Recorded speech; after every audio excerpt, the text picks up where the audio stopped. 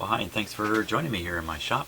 I'm going to continue with trying to improve the performance of this radio on the shortwave band in particular.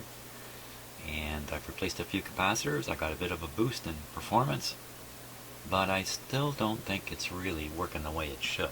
I have to have the volume up full to get a decent level of volume out of it. On shortwave, that's no good. So I've been pondering which capacitor, if it is a capacitor, which capacitor would it be next? So let's take a look at the schematic diagram here. Okay, so let's see. So this is the coil, the shortwave local oscillator coil. I've replaced that capacitor. I replaced this twisted wire capacitor here with a standard 1 pico capacitor, and I got a fair improvement in the, it went from not working at all, so it appeared, to working to some degree. Now,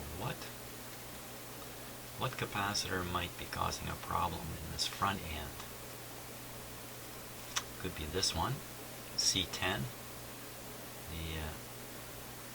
The local oscillator signal must make it through C10. So when we're listening to AM, the local oscillator is running somewhere around a megahertz. And we're listening to shortwave, the local oscillator will go all the way up to around 17 megahertz, or even higher, maybe 19 megahertz. That's quite a difference. But this capacitor might be able to pass the 1 megahertz easily, but it may not pass the higher frequency for the shortwave band easily. So that's a suspect there. C10 is a 100 picofarad mica capacitor.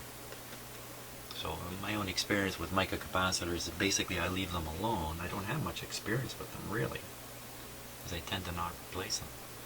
And another one I think might have a bearing is this one down here, C20.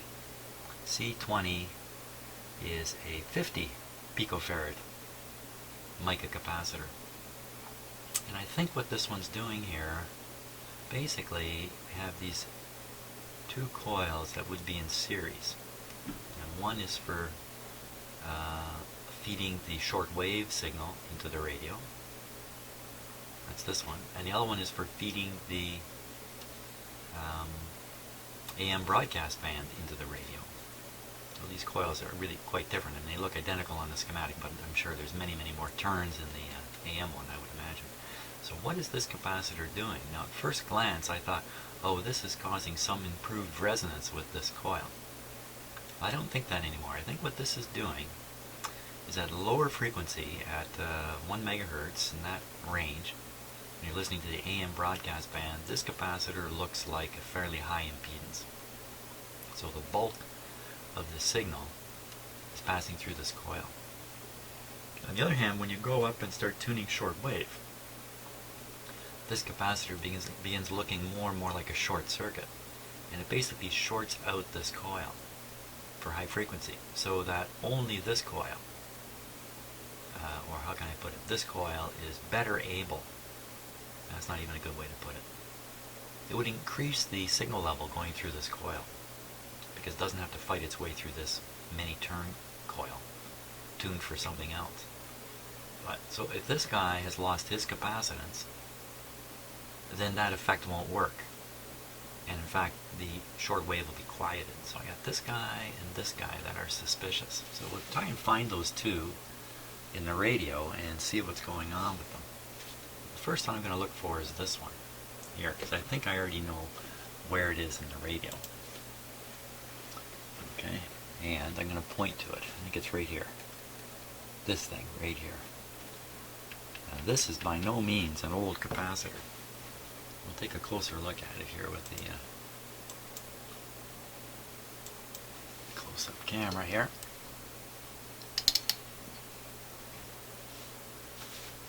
I mean, that certainly is not an old capacitor. So someone else has deduced the same thing that I've just figured out, and they replaced this capacitor. Now, when I look at this one here, try to figure out the size of it.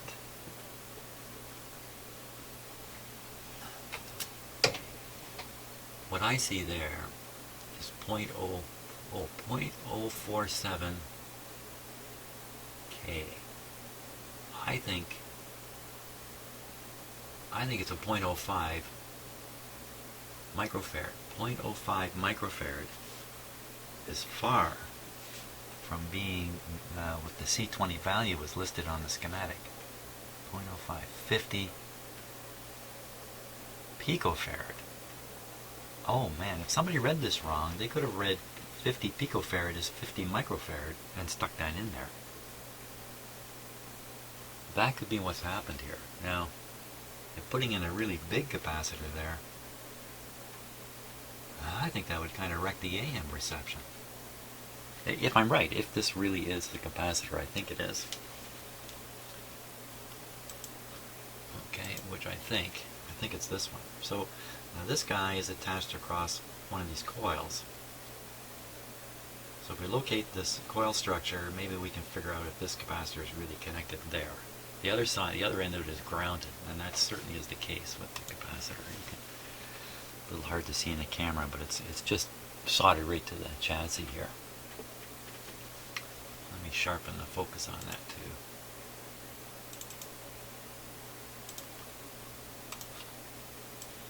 Just a little bit. There. A little easier to look at. Fancy looking capacitor, that's for sure. Now, the one end, as I said, is tied to the chassis down here. The other end is connected to these connections that are dropping in through this hole. Look at the clearance in there. There's virtually no clearance.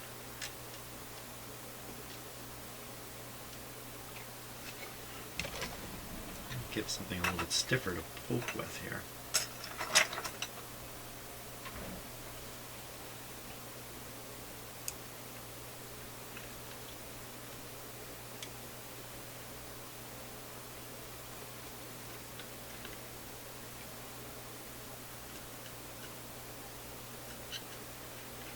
Okay.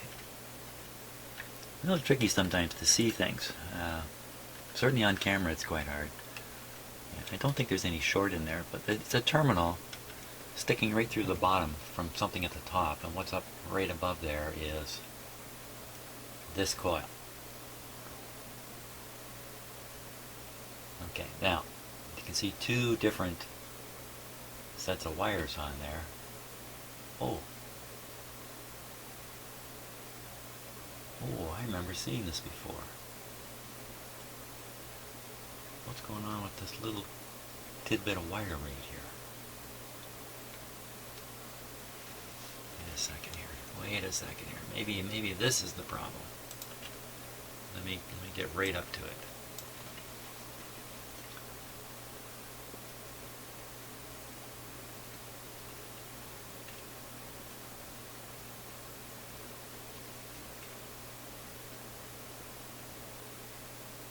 Why would that be like that?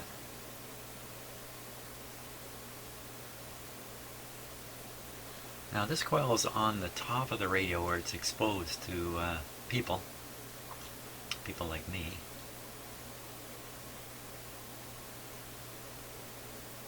Wow, is that, what is that? What has happened there? I'm trying to see if there's some solder on it.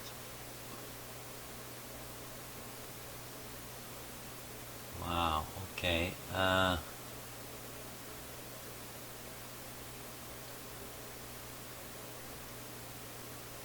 Explain that.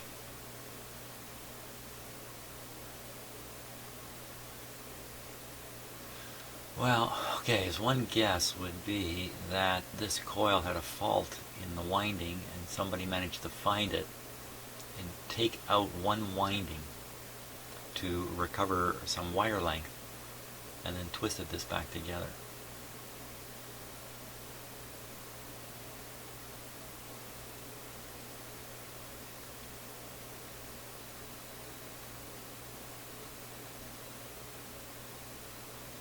That's not another twisted capacitor, I'm sure. This just isn't the way to make radios. I don't make them with the stuff like this hanging out. Where's that wire actually going? Around the back here. It's just continuing on. coil does look a little roughed up. Here, hang on, let me full screen it on my own computer so I can get a better look at it here myself. Yeah, it looks soldered.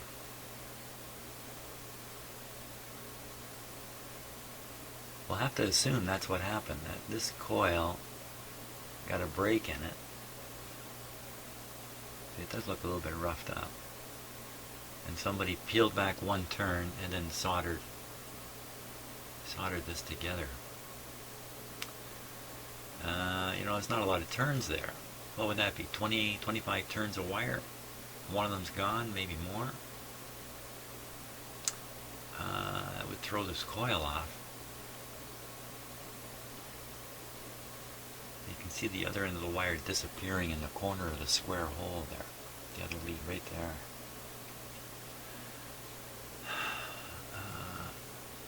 Those will come down the inside of the coil, down to the terminals down here.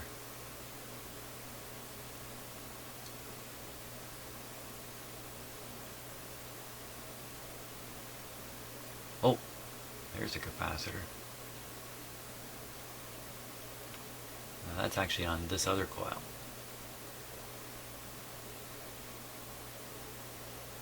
Which I think is the oscillator coil.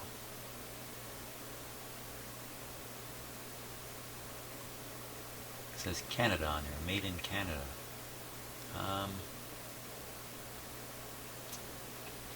Okay. Well, there's no doubt that this is the antenna coil because here's the antenna wire right here connected to it. So no question. This is just the antenna coil. What am I going to do here? And this capacitor.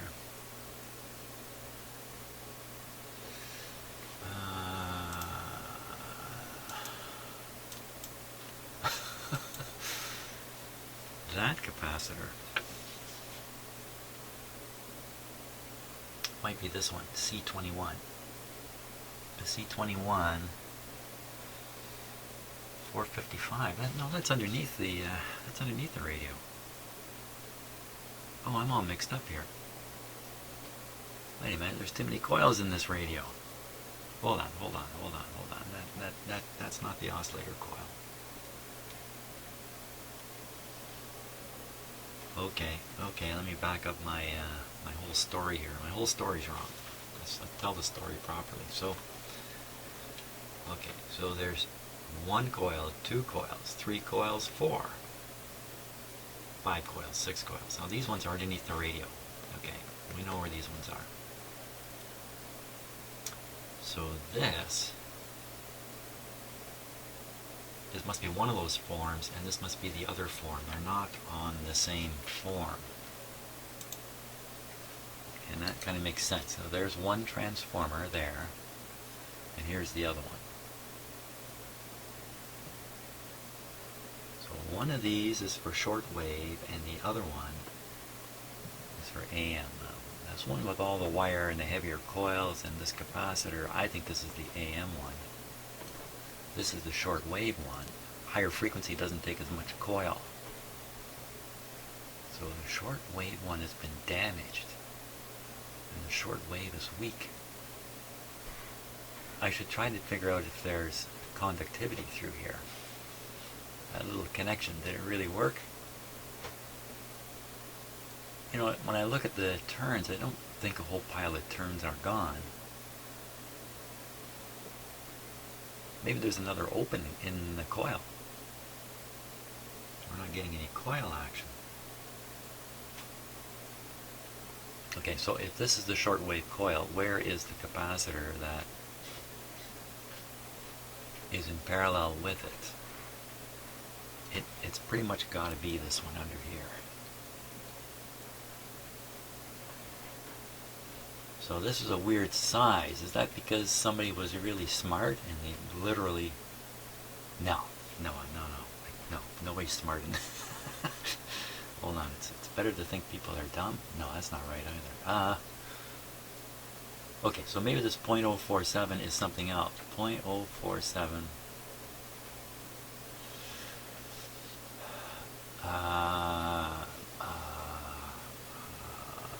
Where's there a .047 on this schematic in the front end? Just looking at the capacitor list here. So it would be maybe like a 50. 25, 20. There's a 50 pico. Oh, that's exactly the one we're looking at. 50. 455. Okay, I don't think there's a 50. This is supposed to be 50 pico mica capacitor.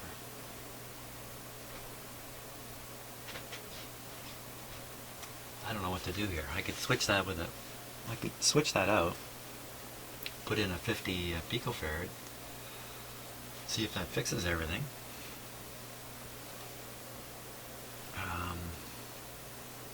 And just assume whoever put it in made a mistake in interpreting the schematic.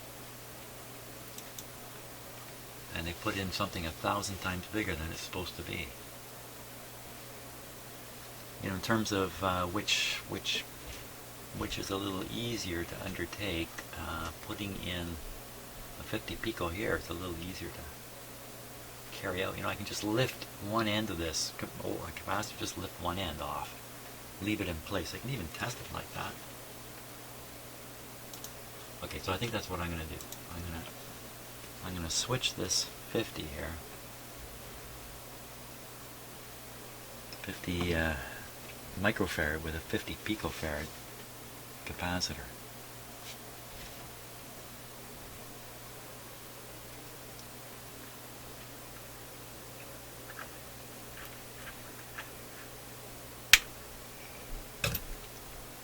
Okay, why don't we give it a test right away? But I'll bet you it's perfectly fine.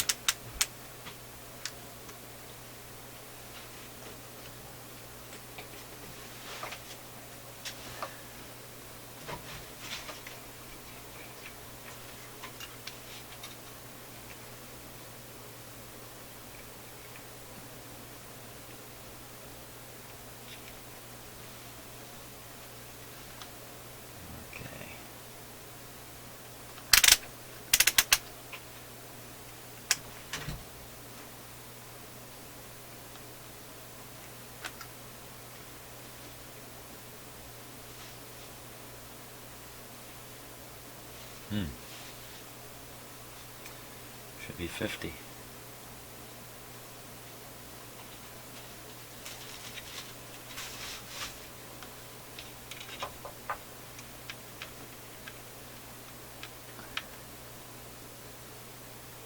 Huh.